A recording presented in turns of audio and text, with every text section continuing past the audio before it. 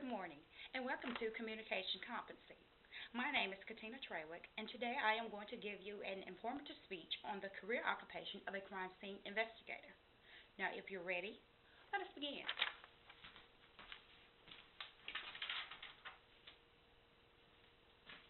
Do you enjoy watching CSI, Criminal Minds, or 48 Hours?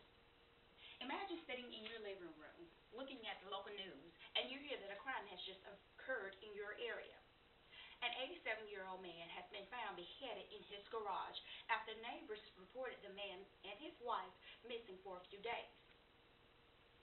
A search of the home revealed that the man's wife was also missing. To add to the mystery, there are no items missing and there appeared to be no forced entry. Days later, the man's wife is found in the lake. Was this the work of a serial killer, a friend of the couple, or possibly even the mafia? Knowing what a crime scene investigator does increases your awareness in crime solving. Now let me share with you the duties of crime solving. Crime scene investigators analyze crime scenes.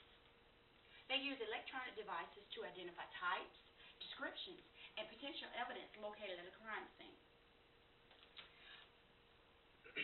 From there, they evaluate the scenes and secure the area to avoid possible contamination.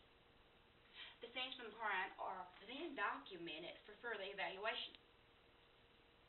Evidence is then collected from the scene, which may include digital evidence, which is packaged and transported to the lab. This evidence, of course, is identified by crime category.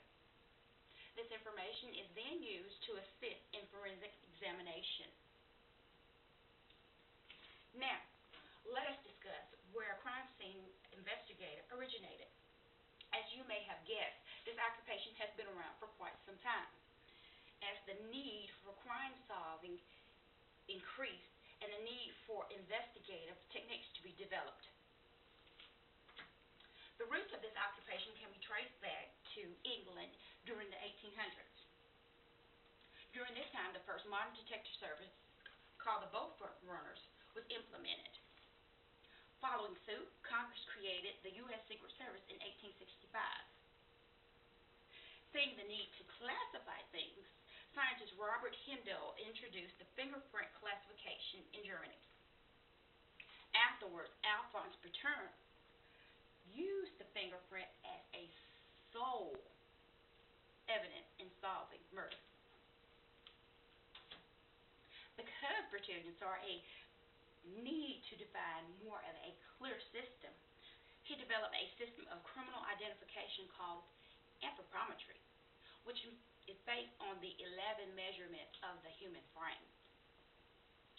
Further evaluation allowed U.S. Attorney General Charles Bonaparte to create the FBI in 1908, also known as the Federal Bureau of Investigation.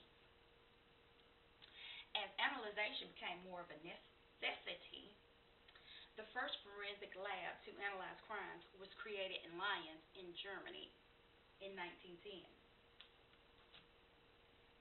As a result, all crime scenes were investigated using the Locard's exchange principle in which we use today. In 1924, J. Edgar Hoover assumed the leadership role of the FBI, where he served leadership until the early 1970s. Under the direction of Hoover, the Bureau established the first forensic lab here in the United States in 1932. The need to apply more analyzation led to the use of enzyme typing in dry blood. This procedure was developed in Scotland.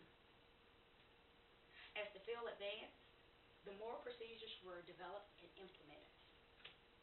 In 1980, DNA typing was developed and first used in England in 1987.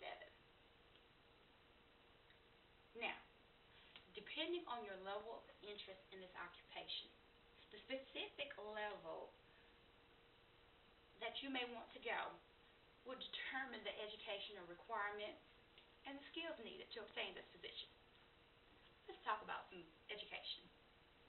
A specialist requires a degree, a master's degree, in either firearm analysis or blood spatter. Entry-level positions require a bachelor's degree in either natural science, forensic science, or criminology. Certifications for this position can be obtained through the American Board of Criminalistics. There are 4 basic skills needed in this position: composure, attention to detail, problem solving, and communication skills. Composure is needed to be able to view scenes that may be of a disturbing or gruesome nature. Attention to detail is needed to not miss the smallest of details, which could lead to a crime not being solved. Problem solving is needed to put the pieces together. A strong passion for scientific method testing is needed for this. Communication skills are needed when you are writing reports and testifying in court. You want to make sure that your points are clearly expressed. Now, if you want to further advance in this field, you can become a forensic scientist or a crime lab analyst. The salary ranges, I know you're wanting to know. The low range begins at $37,960 per year. The median range is $62,110 a year.